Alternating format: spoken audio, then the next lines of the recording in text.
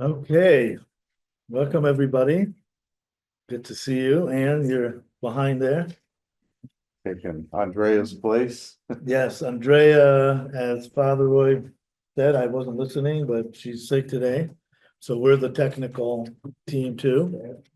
So we're up for a treat today. So we are now, today, we're at the point where we're going to review the first song of the Bible ever. This is the first song in biblical tradition.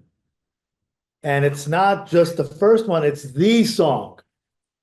And it's so important that actually in the Jewish prayer, and I brought the Jewish prayer book, we read it every morning, every day, while we don't read every day the Ten Commandments.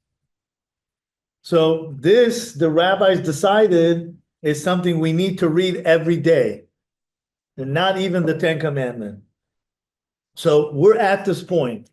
And frankly, I think that today we may be able to read like 3 lines of the song. And today would be the intro to the song.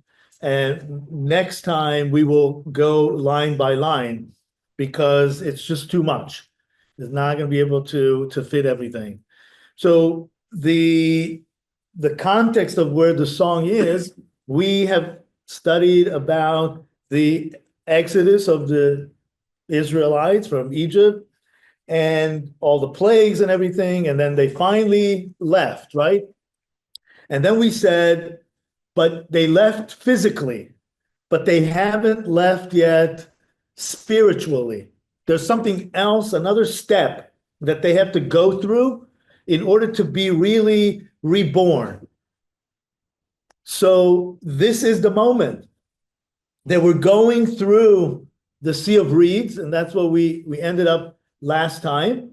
They go through the Sea of Reeds, and now they're on the other side.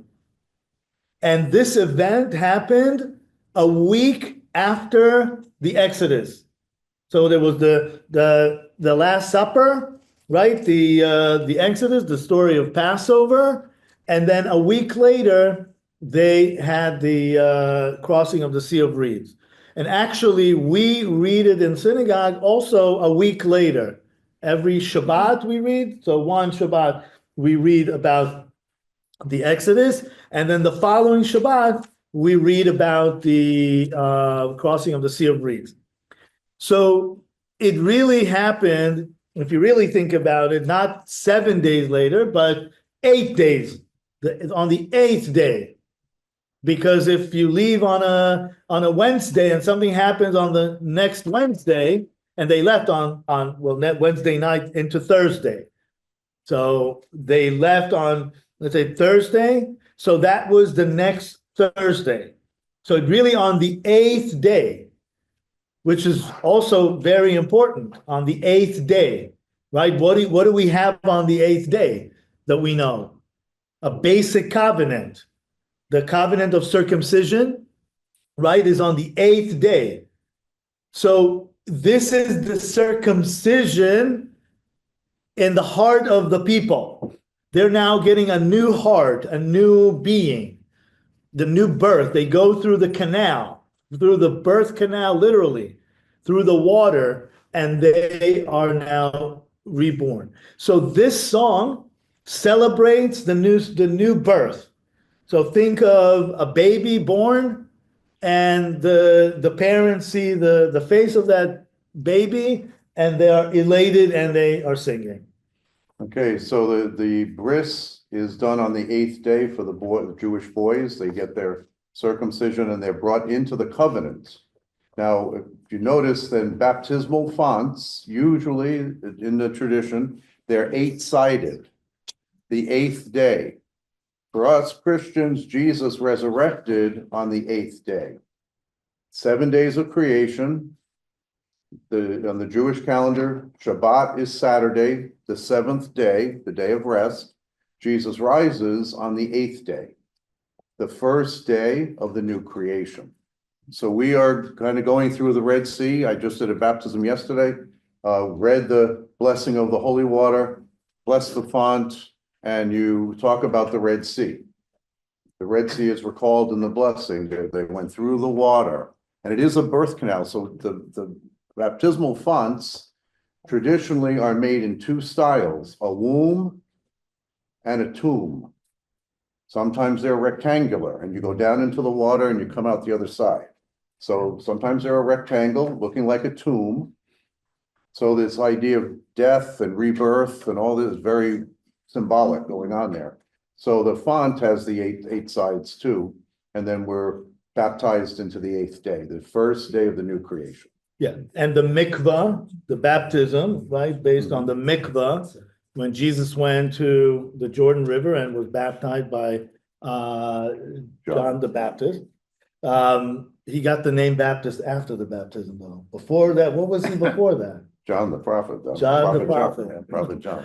So that was a mikvah, and that's a rebirth. Now, literally, it's a rebirth because we say that when you're a slave, you are equated to someone who is dead. Because if you don't have your freedom, you're not alive, really, right? You're not a human being. As a human being, the basic premise is that we have freedom. So the coming out of slavery into the new world is literally rebirth. So symbolically, literally, everything here symbolizes a new birth. So, and the happiness here is, imagine, I always think about the free hostages now, right, in Israel. So their family, of course, loved them before very much, right? But imagine how happy they are to see them back, and connect to that idea, to that emotion. That is where they are.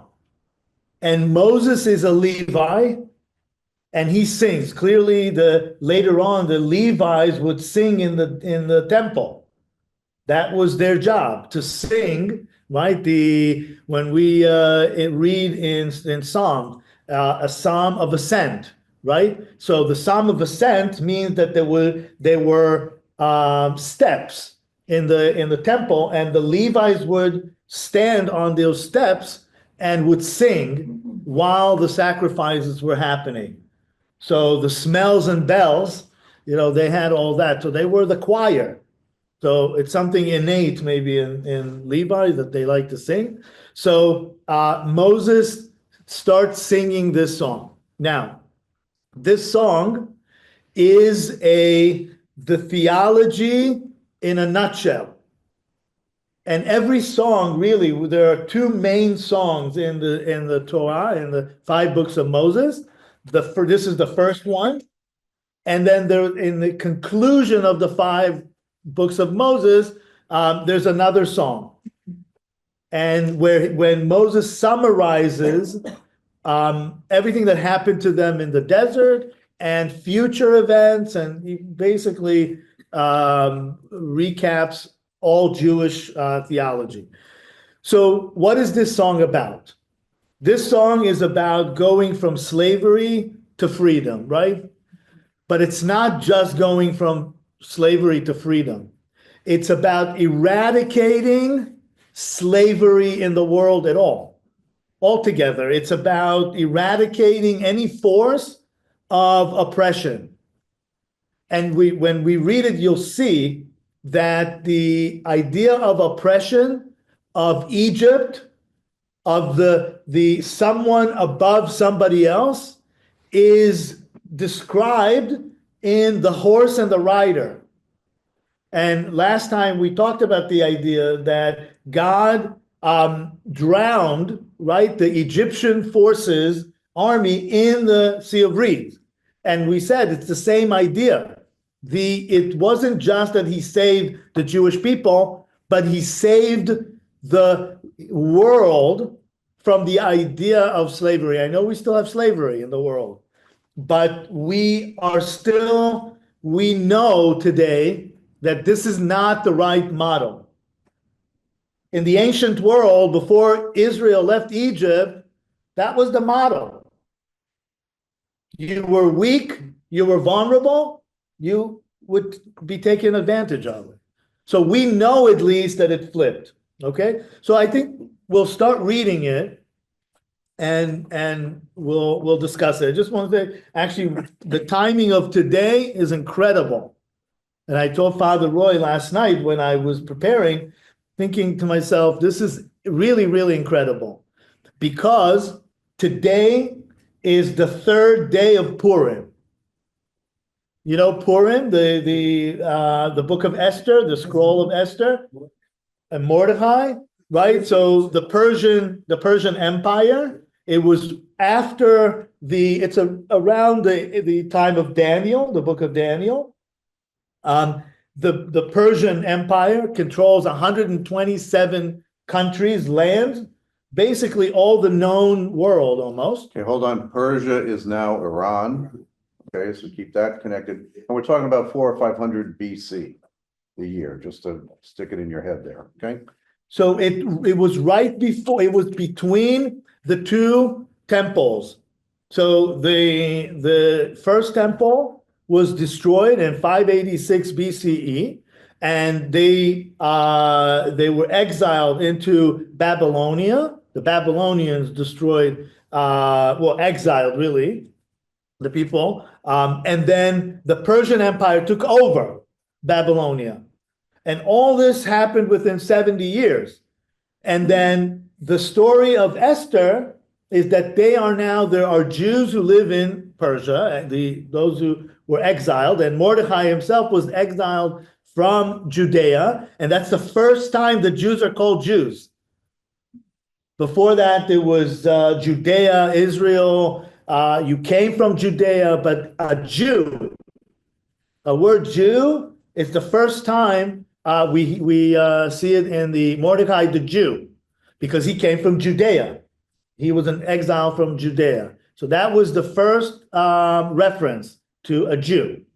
So then Esther marries Ahasuerus, the king, the Persian king, and according to tradition, the child that they have was Cyrus, who let the Jews go back to build a second temple, right? So within 70 years, but the story is that they wanted to kill all the Jews. Haman, who was the advisor of the king Ahasuerus, he hated Mordecai because Mordecai, the Jew, was not bowing down to him. So he wanted to basically eradicate the final solution. And he told the king, when we ransack the Jews, I will give you a lot of this money, gold, into your treasury. And the way he convinces the king that they should kill all the Jews in one day was because these Jews have their own rules. They don't abide by your rules. And the evidence is that, see, Mordecai is not bowing down to me, right? So the king signs this decree, and it was they cast lots. That Purim means lots. They cast lots, and they tried to find a day that would be the worst for the Jewish people. And what was the worst day for the Jewish people? When Moses died. And that was the 13th of Adar. That was on Thursday. But what they didn't calculate, they didn't know, is that Moses was also born on that day. So the story of Purim is the hidden hand of God. It's the only book of the Bible that doesn't mention the name of God. And originally, the rabbis didn't think to canonize this book because the name of God is not there. But God has to be there. So finally, they arrived the idea, and the word Esther means in Hebrew, means hidden.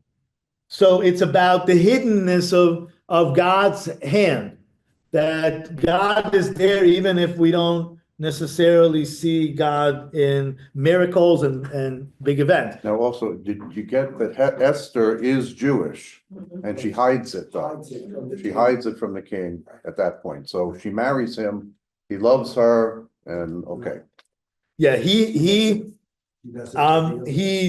somehow divorced his queen Vashti before because she refused to do his bidding.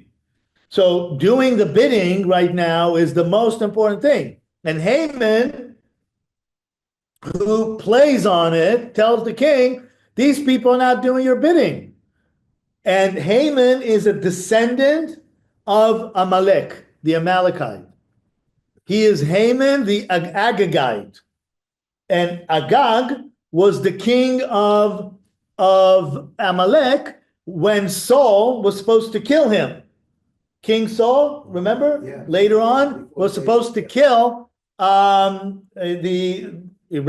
the Amalekites because they wanted to, they were a nation that wanted to murder and to, like what they did to the Israelites. We'll learn about it in the next chapter. So it's the same two forces, this Amalekite force and the Jewish force, and they're in battle.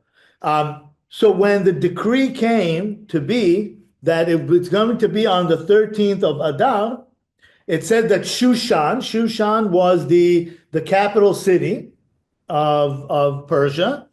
And it says the city of Shushan was perplexed. And the word navocha, it's the same word. It appears maybe twice, I think only twice in the whole Bible. Don't quote me on that, but if it's not twice, maybe another time, or maybe 4 times, but I think it could be just those 2 times. It appears in Purim when they didn't know what to do. They couldn't run away because Persia was, they had nowhere to exile even toward, because Persia controlled the world.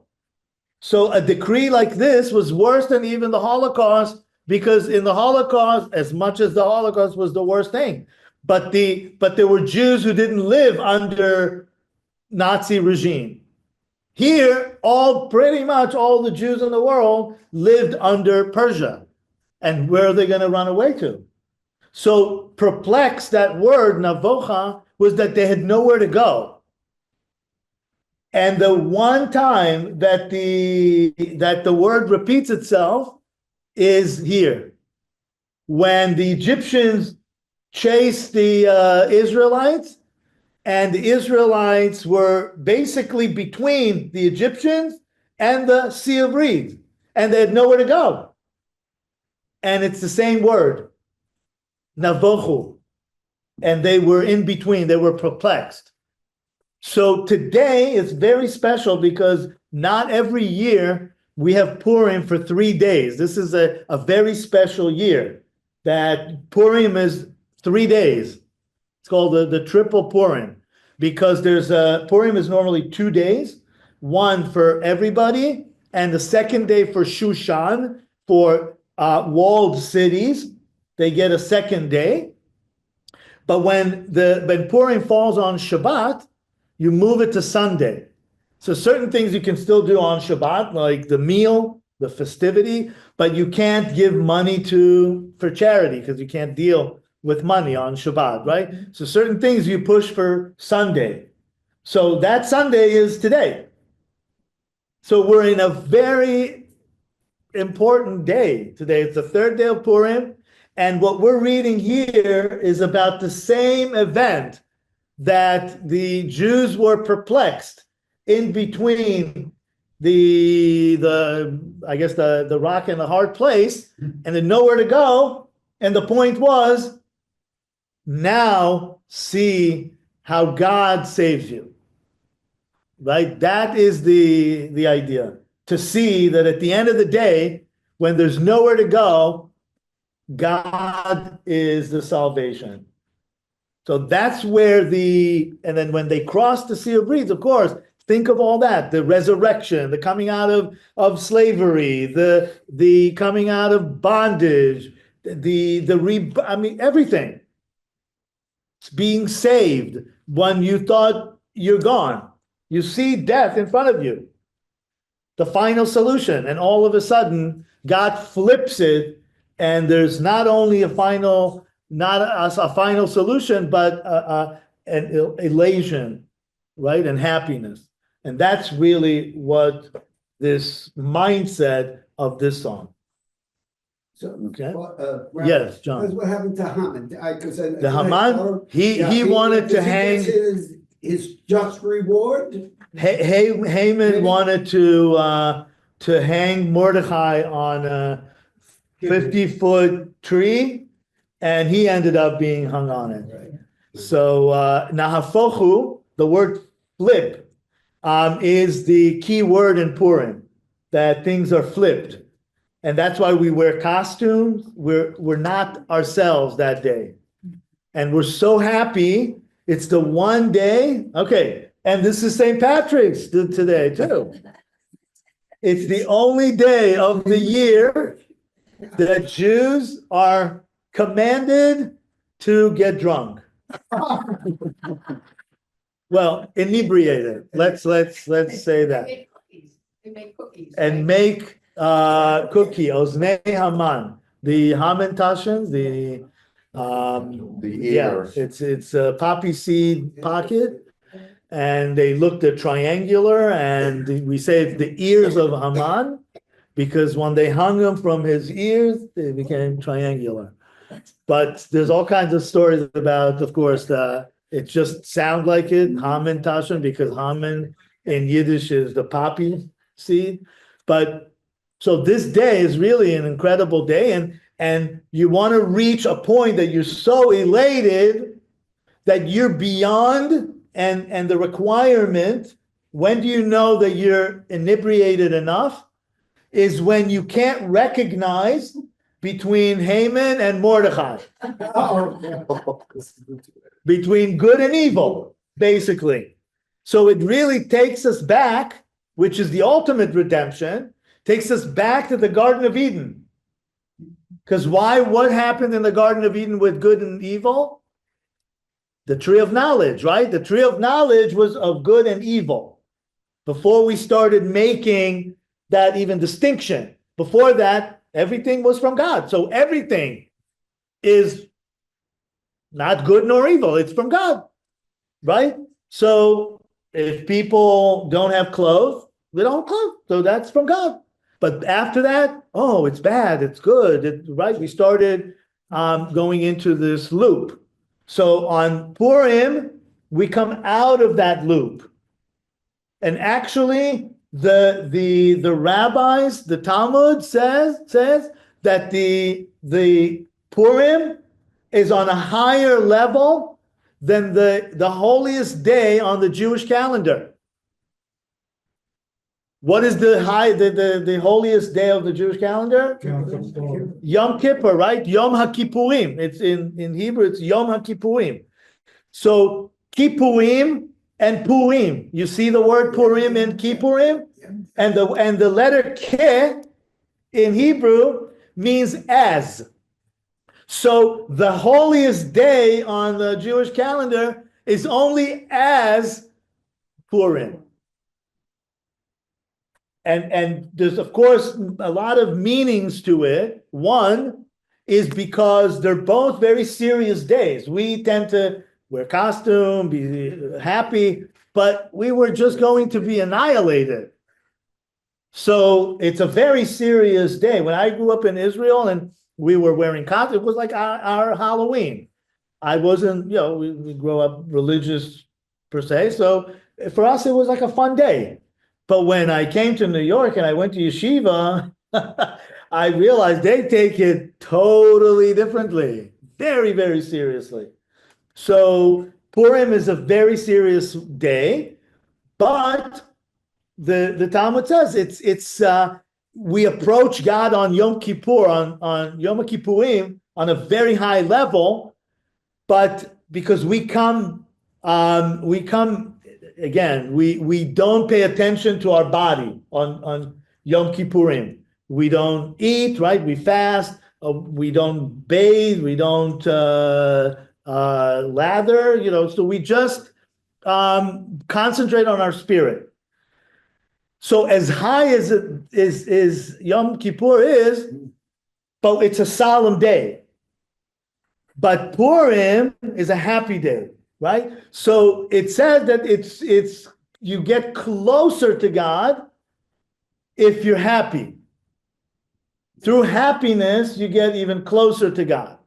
And God tells us in the Torah many times, and in the Bible through the prophets, and you should be happy on your holidays, right?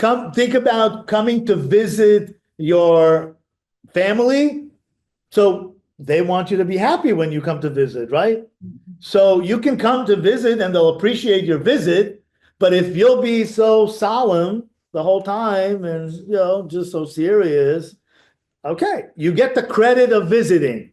But if you're also happy and enjoying yourself, you'll get bonus. Yes. As long as you started talking about Esther, could you comment on Esther's hiding her Jewishness and cavorting with a pagan? Very good. So the question is, can you speak about the fact that Esther hid her Judaism? So the point that we're trying to make here is that these were assimilated Jews. Because how can you hide your Judaism? Because think of a Jew that has the peyot, right, from Brooklyn. Can they hide their Judaism? No. But when you are an assimilated Jew, and of course in America, we know a lot of Jews wanted to be assimilated because it was convenient, of course. And of course, the film that we produced for Columbia about being a white colonialist and me saying that, no, I'm a brown indigenous, is the whole point, is that we've assimilated in America so much that we are blended into the white population, that people think that Jews are white. Okay, some Jews present white or light complexity, but complexion, but it's not to mean that they're not Semite. So the point is that they very quickly assimilated, because it's not that long after the exile from Judea. So they were assimilated Jews. Of course, it was convenient for them to be assimilated for the same reason it would be in America.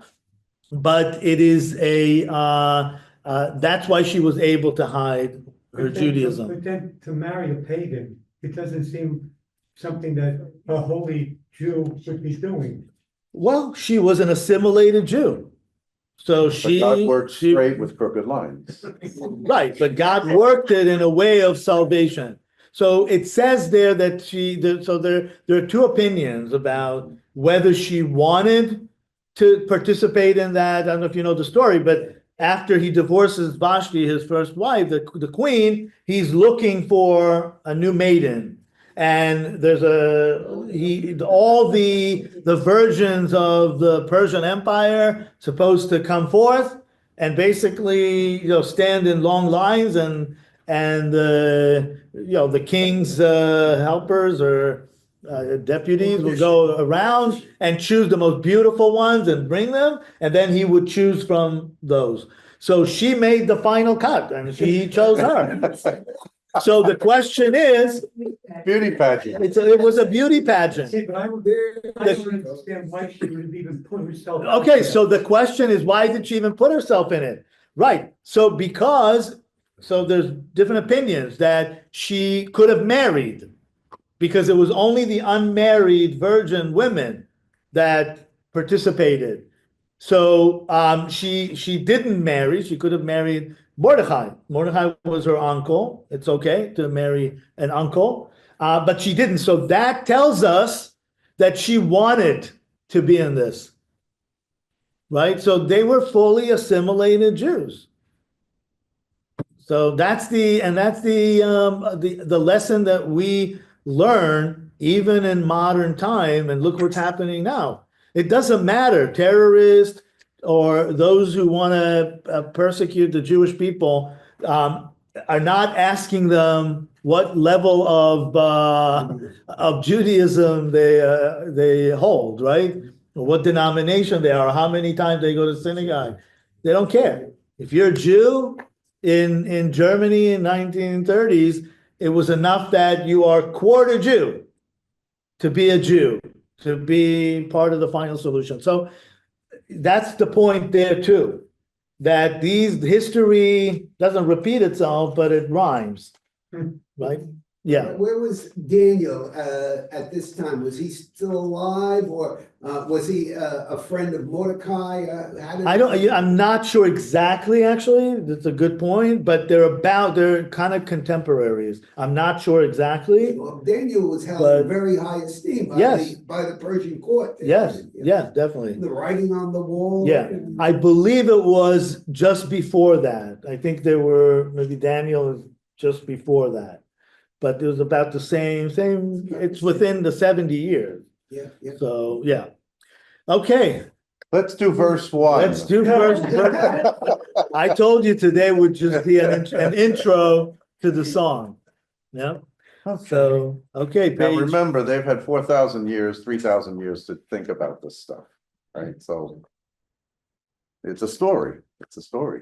Wow. Yes, it is a story. And this song is the oldest surviving witness to the victory at sea, if you will.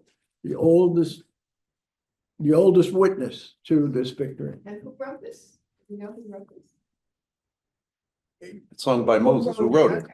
Sung by Moses. Moses Yeah, and Miriam, Moses. right? Yeah, yeah, we'll get to Miriam's response next time, but Moses started. but Moses sings this and the people of Israel, so it could have been some sort of a responsive reading or singing that he would say a line, just like in the hymnal, that there's a song, there's one line, and then the people respond. Now, we can't go into it, but if you do have the Bible, the Jewish Bible, there's a good commentary for chapter 15.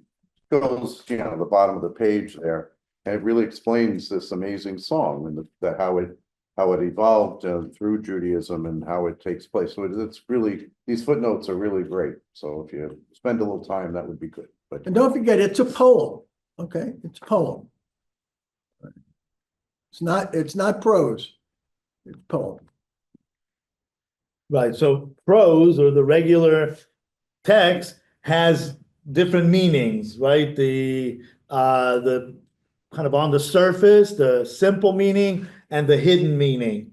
But a song has all hidden meanings, right? And actually the way it's written in the text, if you just look ahead a little bit on 377 or 70, you have to really see it on the Hebrew side. And how do you know it's a song? It has bigger spaces between the words. So you know that there's hidden messages there, and it's a song. So okay, let's start reading chapter 15.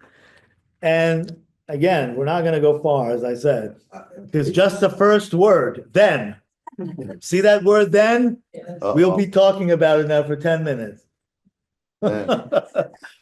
It's a song, so aren't you three gonna sing it? I can sing it. Do you want me to sing it to you?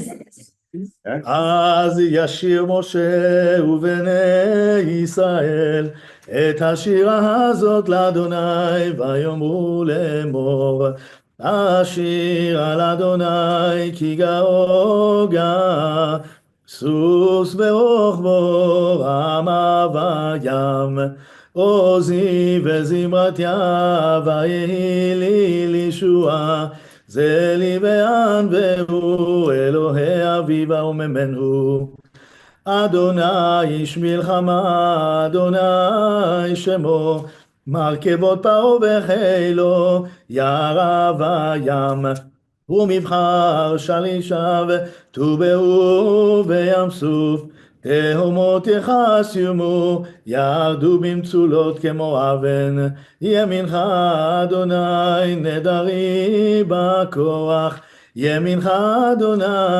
תירץ אויב. We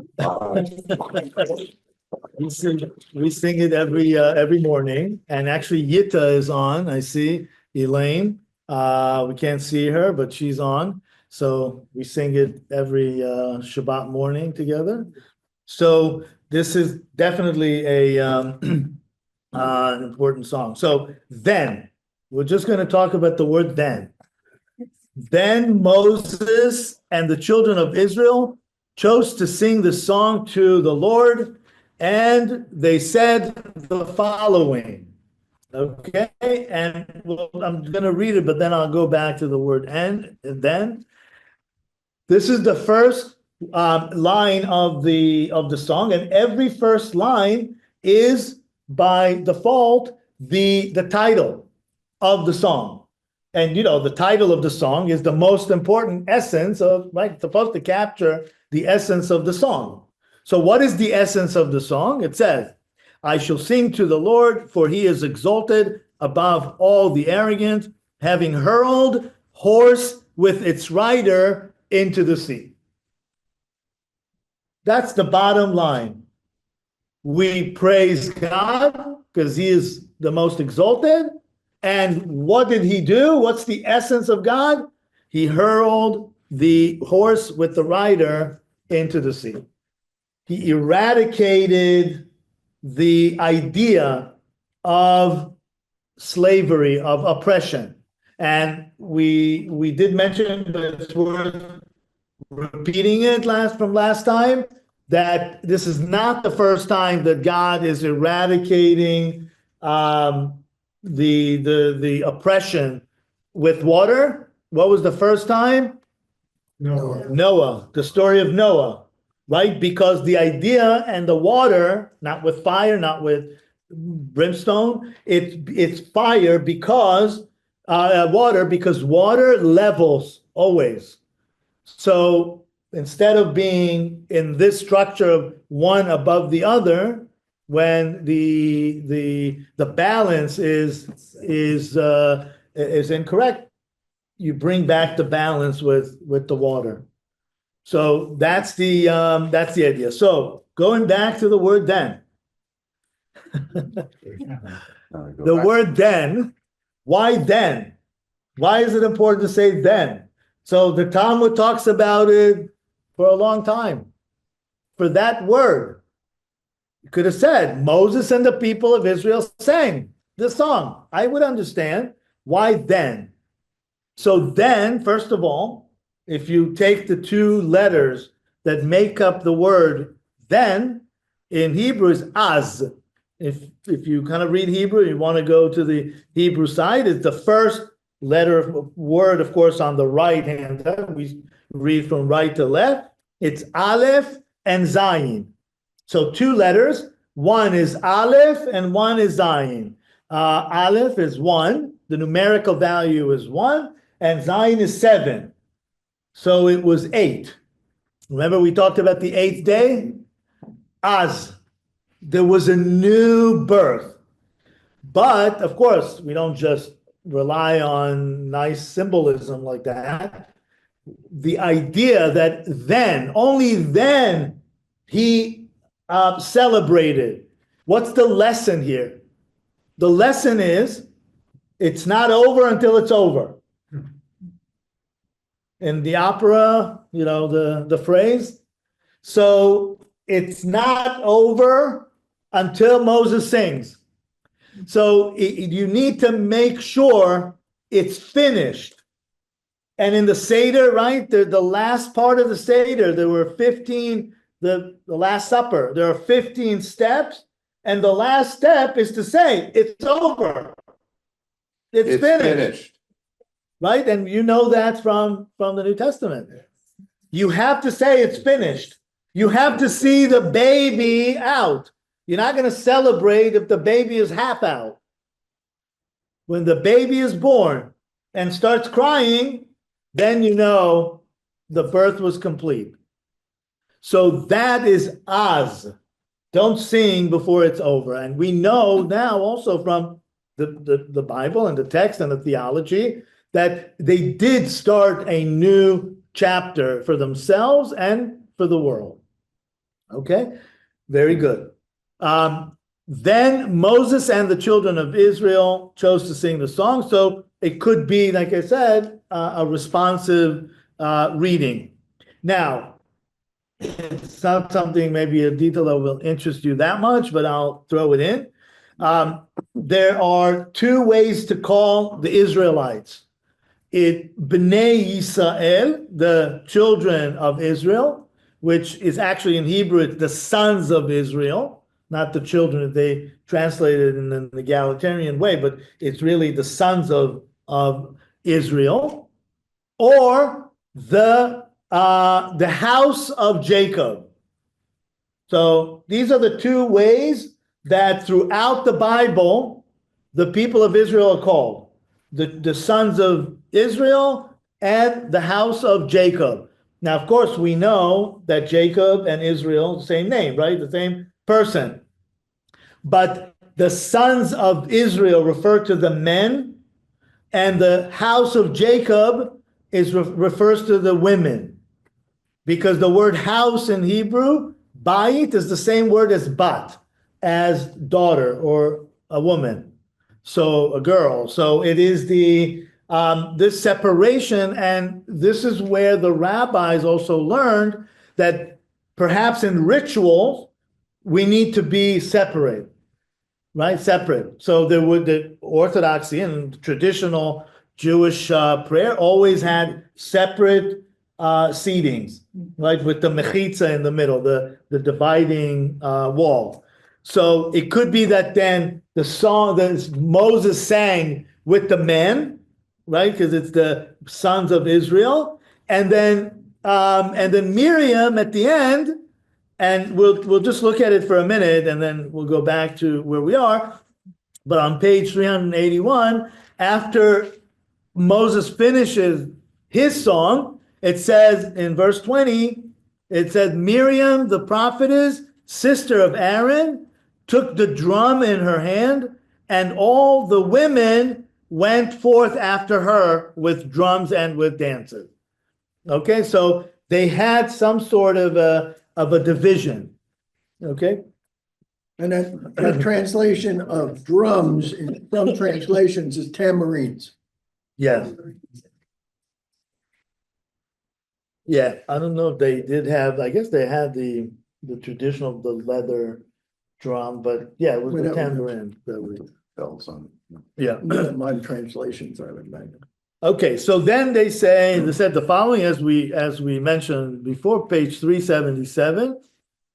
I shall sing to the Lord, for he is exalted above the arrogant, having hurled horse with its rider into the sea.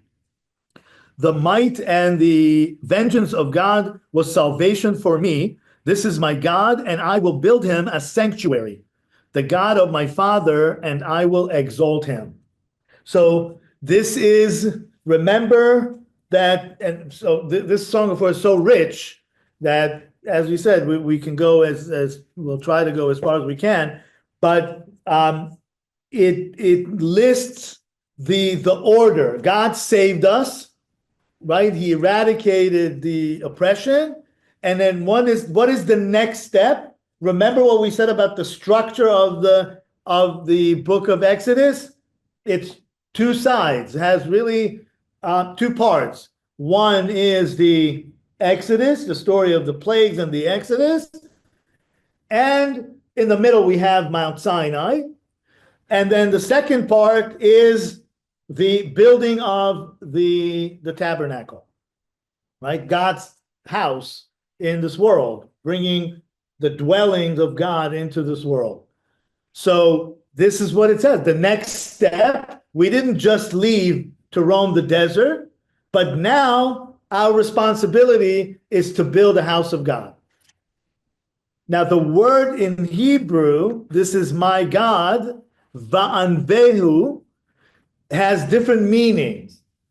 So the translation by default is a interpretation. You have to choose one of the meanings, right? You can't put everything. So this is one of the meaning, that it's the sanctuary of God.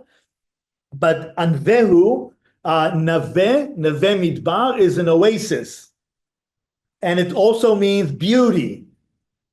From the Song of Songs, when the woman says, I am Shechora ani venava, I am black and beautiful. So this is the same word, nave. So it's a place that you come to if you're in the desert, and think of this imagery. They're in the desert. And even when they were in Egypt, they were in the desert. They are thirsty for something, right? They're enslaved, enslaved. And then you walk in the desert, and all of a sudden you see an oasis. So it's, of course, it's beautiful, right? It gives you life. It's security. It's a sanctuary. It's all that. So that all those things are encapsulated in that one word in Hebrew, naveh. So this is also where we learn that the house of God has to be beautiful. And of course, churches took it to especially the Catholic churches, took it to a different level too. I mean, of course, synagogues have been beautiful, and the temple from the Talmud says that the Temple of Solomon was the most beautiful building ever built. Although the tent of meeting itself was beautiful, even without being a permanent place. But it has to be beautiful. Okay.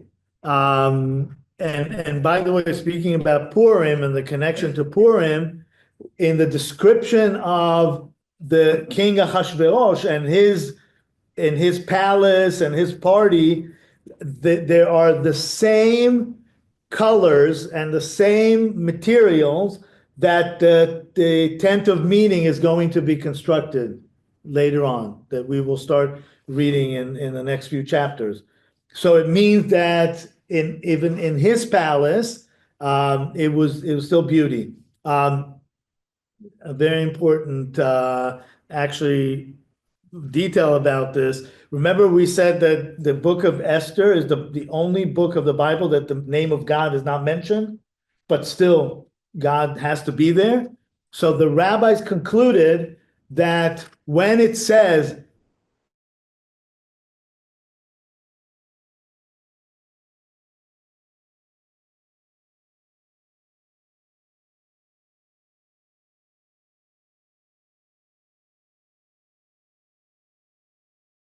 God's hand. So this is that's the where we get all that, the beauty and the sanctuary. Verse 3, the Lord is master of war. His name is Adonai, is the tetragrammaton, right? The four letters. So God is the master. So master of war. So I know, and maybe you can elaborate on it, how in Christianity God is considered love. When I've been teaching with you for years now, you keep saying God is love, and of course we say that too. But God has many attributes, and one of them is war. And there are times when you have to engage in war. Unfortunately, you don't want to engage in war, but that is one of the aspects of God. What do you? Yeah, well, the reconciliation is always a dream and a hope, and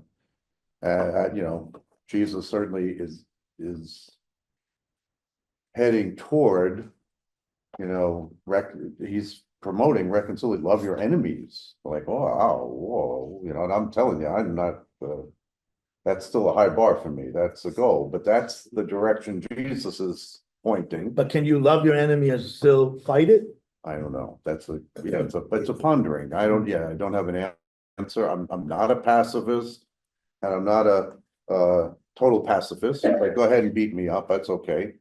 And as a parent, especially, I don't have kids.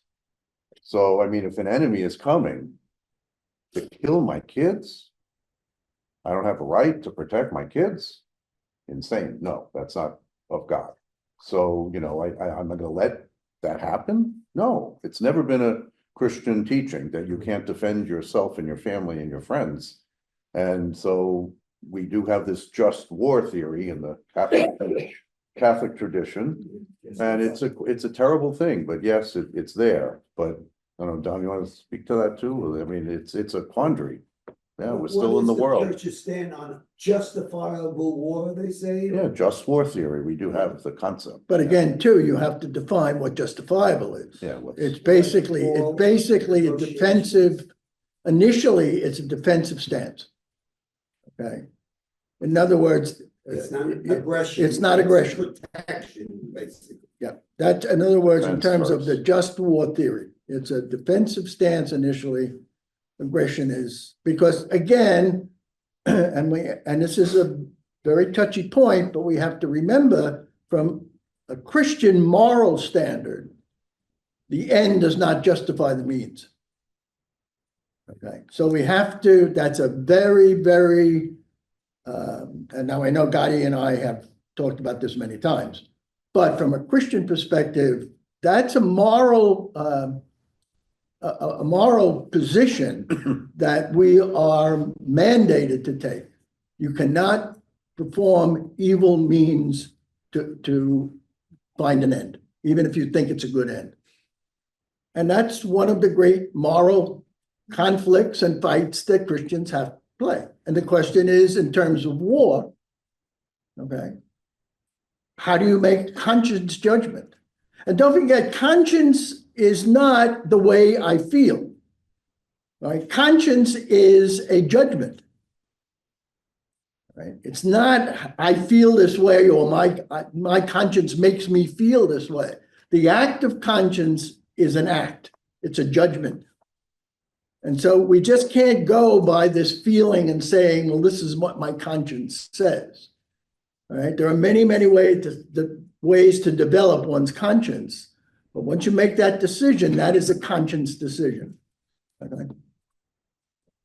Most of the battles that take place in the Old Testament, the Jewish people always seem to be the aggressors. The comment here is that in the Old Testament, it seemed like the Jewish people or the Israelites were the aggressor. Yeah, I the whole thing wouldn't with agree with God and that. Magog and David, when it was the time of the year when the kings go out to do battle. Why? Okay, Yeah. so Stay maybe home. I'll clarify because this is important and especially when we speak about the context of Purim, at the end of, after everything, when the decree came that they can kill the Jews on the 13th of Adar, when Esther intervenes and speaks to her husband, the king, and said, our people were sold, they were gonna be annihilated. And he said, oh, who devised this thing? And she said, Haman, and he hung him. But then he couldn't retract his decree. Because first of all, it's not, there's no internet or TV that they have to send messengers. And the story took 10 years, the story of Esther. And just the last year with the decree and everything, that was the whole year. So they couldn't just, and it was decree of the king. So he couldn't retract it. What he did, he signed another decree that says that the Jews can defend themselves on that day. And that's what happened. And that the people will, the king or the army or whatever forces there would make sure that the Jewish people can protect themselves. So there are two, and so some people say, oh wow, they killed a few hundred people. And so the question is, wow, the Jews killed people. Yes, these are the people, the terrorists that wanted to kill them. So of course. So but there are two types of war. Even if we talk about defensive war or offensive war, that's just the tactics. But the essence of the two types of wars is the mandatory war and the obligatory war and the optional war. So when King David, he had both. He had mandatory and he had optional. The mandatory is when they kidnapped the priests, and he had to save the priest, and then he definitely killed the people who kidnapped them. That's one. So that's a mandatory war when somebody kidnaps your people, and when it's there, you get attacked, especially if it's a border city, you have to defend that city. So that's a mandatory war. Optional war is, yes, again, we don't live in that time, but in biblical times, kings engaged in optional wars if they needed to expand their territory. So there is the idea when King David went into Syria to expand the territory because they needed more resources and that. So that's an optional war. And the optional war has to go through the House and the Senate. It has to go through all the branches of government. The king, the prophet, and the high priest And the Knesset. all have to agree to that. Mandatory war, the king can just, because it's a lot, right? It's an emergency, or there's no time. So the king can just pick up, take the army and the military and go. But an optional war has to go through a due process and take the time. So these are the two types of wars. So I wouldn't say that Israel was the aggressor, even if they preemptively started a war, that doesn't mean that they're the aggressor. Because if this is a mandatory war, when you know that the army is going to attack you, the enemy is going to attack you, it's still, you're not a defense. Actually, it's an interesting conversation that's happening right now in Israel, because the Israeli army is called Israel's Defense Force. And some say we shouldn't use that word defense force, because it suggests that we're only defending, only waiting to be attacked and then responding. So it shouldn't be. It's the army of Israel. So sometimes you have to preemptively, as a defense, but preemptively attack. Of course, like they did in Hezbollah in Lebanon, which was not really preemptively because we were already shooting rocket. But be that as may, this is yes, it's not easy to say that God is also the God of war. When from our vantage point, to sit here and say, yeah, God is a warrior too. Sometimes you have to go to war. The Greeks dealt with that dilemma as well. They had the god of war, Ares, and he loved the savagery of battle. He wanted to get in there and fight. And they also had Athena, who sprung from her father's head, full grown and dressed for battle. So she was the goddess of wisdom, having come from his head, but she was also the goddess of just war. So, the culture following the ancient Israeli culture, or one of them, had this kind of mentality too. There's two kinds of war, but they separated it, two different gods. Beautiful. You want to repeat that so they can hear? So Ares was the god, the Greek god of war, but he had in his on his side the goddess of reason, or in his own head. No, there are two separate gods. Two separate gods. Completely. The god of war and the god of reason. The god of war and the goddess. The goddess of reason. Wisdom and just war. And just war. Okay. And that was, what's her name? Athena? Athena. Okay. Ares and Athena. Co-opted the mythology and called her Minerva. Minerva, yeah. And I think it's very, very interesting as we're listening to all of this, whether it's Roman or Greek mythology, or whether it's biblical mythology, and that's used in the best sense of the word. This is in terms of we as religious people. Now you have to remember this. I'm getting a little bit deep here, but religion, first of all, religion and science basically have the same goal. They both attempt to interpret reality. Okay?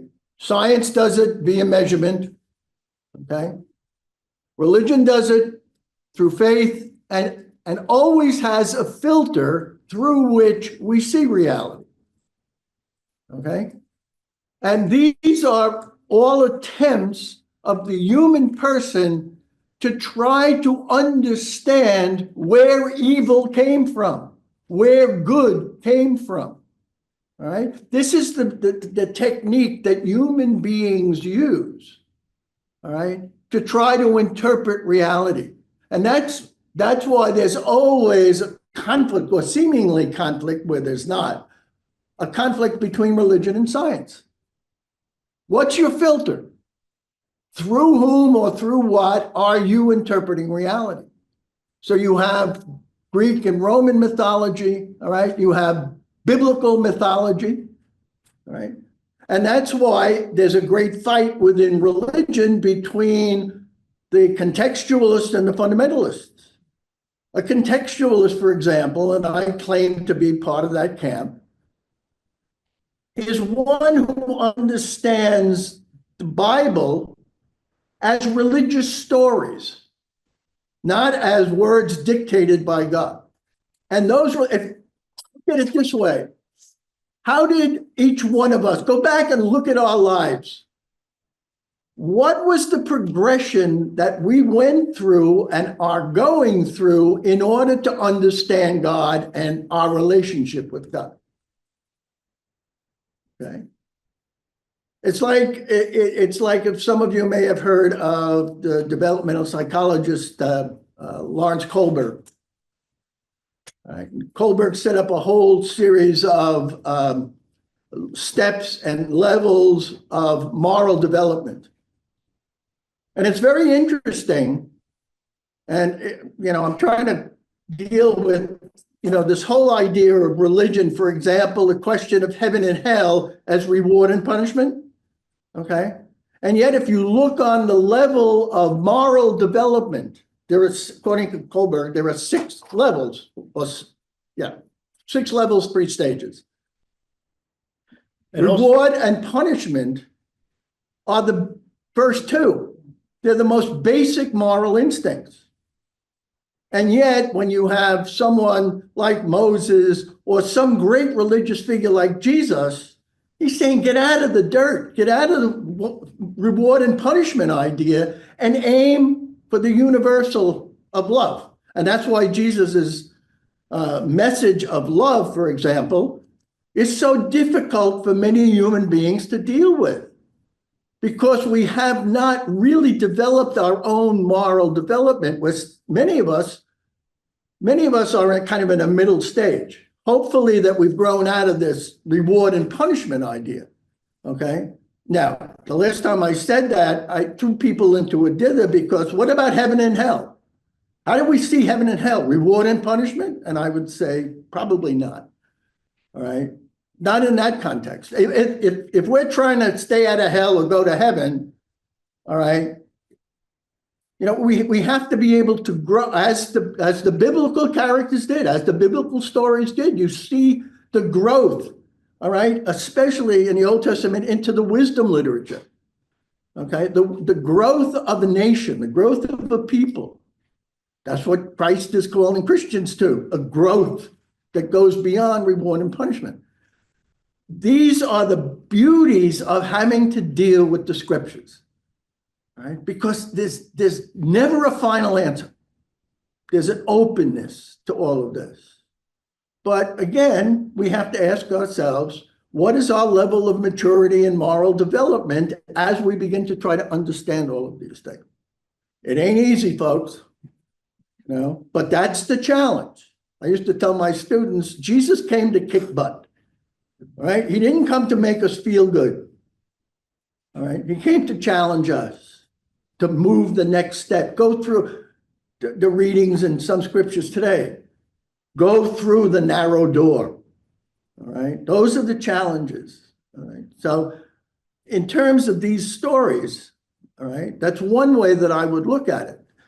God is interpreting all of these beautiful elements and images and so on and so forth. Because we're people who are symbolic people. We live through symbol. All right.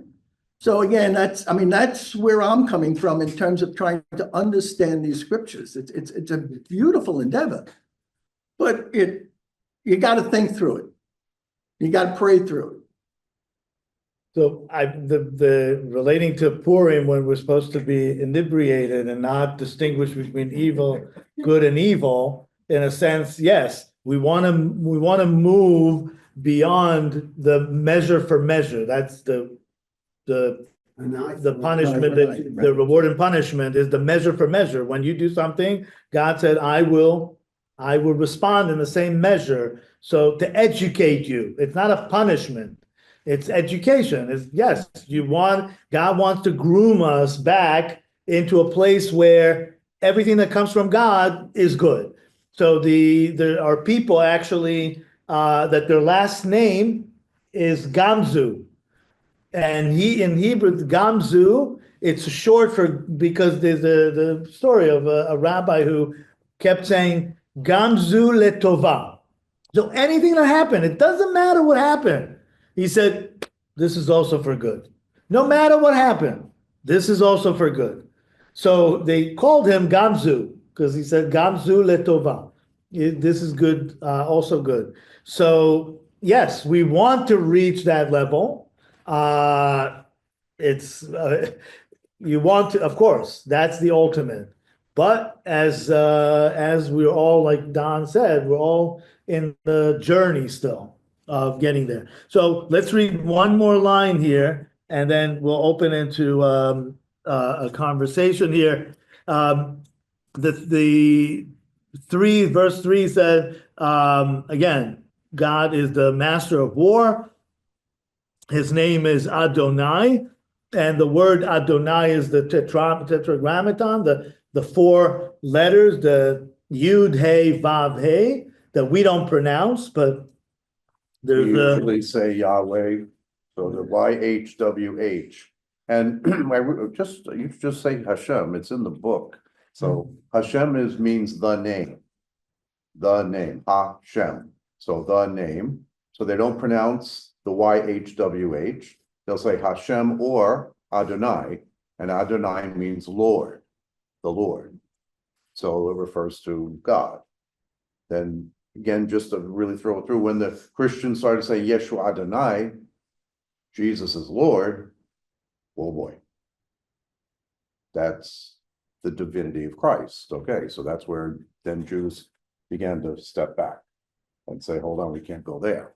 But okay, but the Hashem is the name, and we say the holy name. You know, holy name convent, holy name monastery, holy name. It's interesting.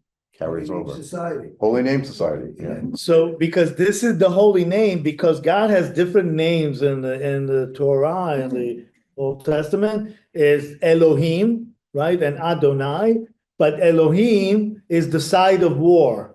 It's the strength. Adonai, the tetragrammaton, that's why it's balancing it. It's the justice. It's the compassion side. The Elohim is the justice, and Adonai is the compassion. And it also is the infinite name. Now, Elohim could be also referred to other powers in the world, not just to God. But Adonai is the specific name of the God that the Israelites formed relationship How many with. times as parents have we heard the phrase, God will punish you? You know, and then, you know, there's hope, God willing, there's a constant growth in the development of the child and an understanding of good and bad and so on and so forth. But it's part of the growth process. You know, and that's exactly the way I personally, if you take a look at the Old Testament, the beauty of it is it's our lives mirrored. It's going from the beginning through the struggles, how many exoduses have each one of us gone through in our lives, right? and are moving. And then finally, hopefully, as we get older, we end up more philosophical. We end up in the sapiential books, the wisdom books. All right. We're not back in the history, but we're more in the philosophical, the wisdom. That's, to me, the process of growth. Are we wrong as parents to say God will punish you? Because Jesus never said that. Well, again, that goes back to, I think, the whole idea within Christianity of seeing God as a punishing God, and this whole mentality of reward and punishment, all right, as a test. Sometimes as a teacher, I love thinking of, this life as a test, and other times I said, boy, I hate marking tests. So, I mean, are we expecting God to mark the tests? Well, we all have the experience of when you do bad, a lot of times you get punished. I mean, you get arrested, you do this, you do that, okay, that usually works that way. But we all know too, that good people suffer. That's right. And really bad people who do bad things seem to prosper, at least for the moment. So this is the question of, okay, what's the control here? So I broke laws, but I got away with it. It's okay. And I did nothing and I'm getting caught. Or they're accusing me of something. I didn't do anything, but now I'm suffering. What? Wow. Okay. So the wisdom is that God's going to work it through. Even to transform, and that's in Christianity, we call it the wisdom of the cross. Holy mackerel! Well, that's a high concept. That's not, you can't do the wisdom of the cross with a 3-year-old. You sit them down and you say, "Stop, shut up," or whatever. Don't do that. But when the kid gets bigger, you're not going to be able to do that anymore. You have to self-control, and that's what religious journey is all about. And if you use the word discipline instead of punishment, if you just turn, what is the word discipline rooted in? It's the word disciple and to learn. All right, the Latin word is to learn. So discipline demands learning, following. Okay, so that is why we quote unquote punish or discipline someone, to help them learn to follow a particular moral stance.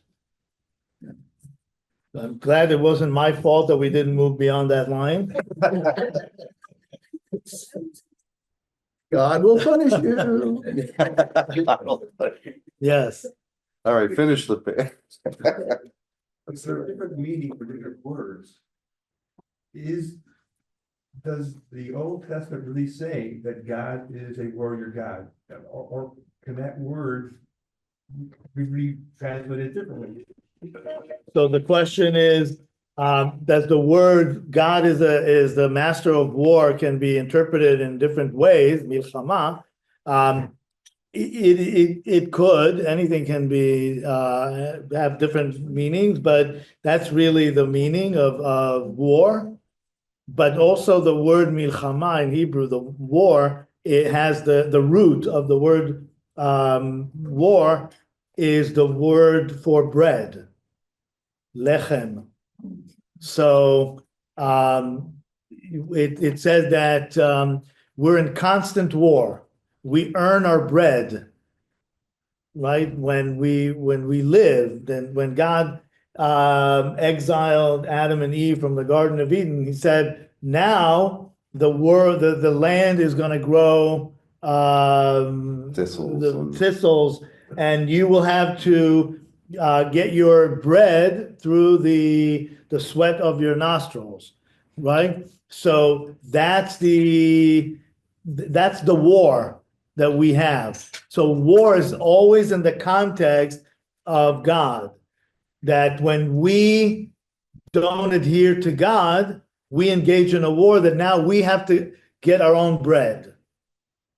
Like in the desert, when they go into the desert and they get the manna, right? And the manna is the bread from heaven, But that manna in Hebrew, the meaning of the word manna is faith.